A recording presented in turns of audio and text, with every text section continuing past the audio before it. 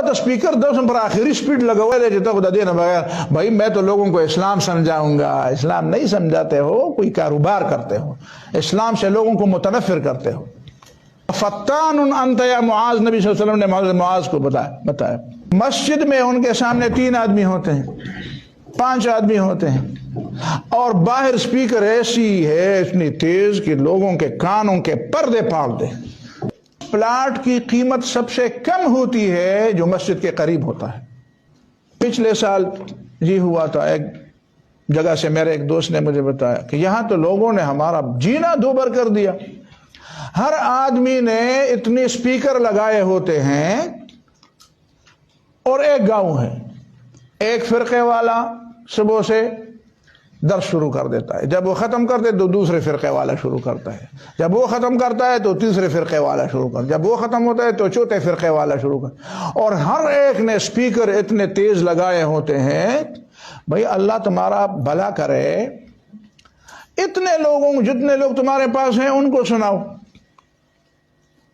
میں تو اس کا بھی مخالف ہوں. آپ پتہ نہیں میرے لیے کیا نام دیں گے تو دیں, آپ تو نہیں دیں گے, آپ تو کم از کم مجھے 4-5 دنوں میں پہچان چکے ہوں گے, لیکن جو باہر کے لوگ ہیں وہ تو نام دیں گے. یہ جو ہر مسجد میں اسپیکر آخری ڈگری پر لگی ہوتی ہے, بھائی تمہیں پتہ ہے کہ اس محلے کی اذان کا وقت, اس محلے کے لوگ اس مسجد میں آتے ہیں, وہاں پہ دوسرا محلہ ہے, دوسرے محلے میں بھی مسجد بھی ہے اور وہاں پہ اسپیکر بھی ہے. اس محلے کے اسپیکر نے, محلے والے نے یا خطیب نے یا مؤذن نے یا مدرس نے اپنا اسپیکر اتنا تیز لگایا ہوتا ہے کہ وہ ادھر تو چھوڑے 10 محلے آگے بھی سنائی جاتی ہے. تو 10 محلے آگے سنانے میں کیا علم ہے یار, اس میں کیا حکمت ہے, اس میں کیا فائدہ ہے؟ وہاں تو اپنے محلے کی اذان ہوتی ہے, یہ بھی جمعے کے دن اپنے تیز اسپیکر میں بولتا ہے, اور وہ بھی تیز اسپیکر میں بولتا ہے, وہ بھی بولتا ہے, رمضان میں وہ بھی, اور یہ بھی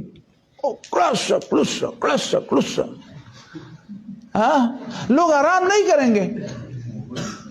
ان لوگوں نے گناہ کیا ہے کہ انہوں نے آپ کو مسجد بنا کر دی. وہ بیچارے کہہ تو نہیں سکتے, کسی مولوی کو کہہ دے کہ بھائی یہ اسپیکر تھوڑا سا سلو کر دو, کہتے ہیں کہ ہاں تو ہمارے فرقے کا مخالف ہے, پھر اس پر الزام لگائے یہاں پہ ایک قادیانی ہے, اور وہ اس پر جب میں تلاوت کرتا ہوں, جب میں اذان دیتا ہوں تو اس کو بہت برا لگتا ہے, یہ قادیانی ہے, اس پر قادیانی کا فتویٰ لگاؤ. خدا کا خوف بھی کرتے ہو تم, خدا کا خوف بھی کرتے ہو. میں نے ایسے لوگوں کو دیکھا کہ مسجد میں ان کے سامنے 3 آدمی ہوتے ہیں, 5 آدمی ہوتے ہیں, اور باہر اسپیکر ایسی ہے اتنی تیز کہ لوگوں کے کانوں کے پردے پھاڑ دے. اگر میرے بس میں ہو تو میں اس مولوی صاحب یا اس صاحب کو اسی طریقے سے سپیڈ پر اسپیکر لگاؤں, اور اس کو اسپیکر کے سامنے اس کے وہ جو اسپیکر جو لوڈ نہیں ہے اس کے سامنے اس کے کان کو رکھ کر اس کو باندھ لو, وہاں پہ اس کو باندھ لو کہ 2 گھنٹے سنو شاباش, تمہارا دماغ خراب ہو, تم پھٹ جائے گے تمہارے کان کے پردے. تم اسلام سے لوگوں کو بھگانا چاہتے ہو, متنفر کرنا. افتان انت یا معاذ, نبی صلی اللہ علیہ وسلم نے معاذ کو بتایا. لمبی لمبی صورتیں پڑھتے ہو, لوگوں کو اسلام سے بھگاتے ہو, متنفر کرتے ہو. تو یہ طریقہ ہوتا ہے. میں کالج میں درس دے رہا تھا, تو وہاں پہ ہماری جو وائس پرنسپل تھی, بات آ گئی درمیان, تو میں نے اس طرح کی بات کی. اس نے مجھے کہا آپ کو پتہ ہے ایک بات بتاؤ. میں نے کہا کیا بات؟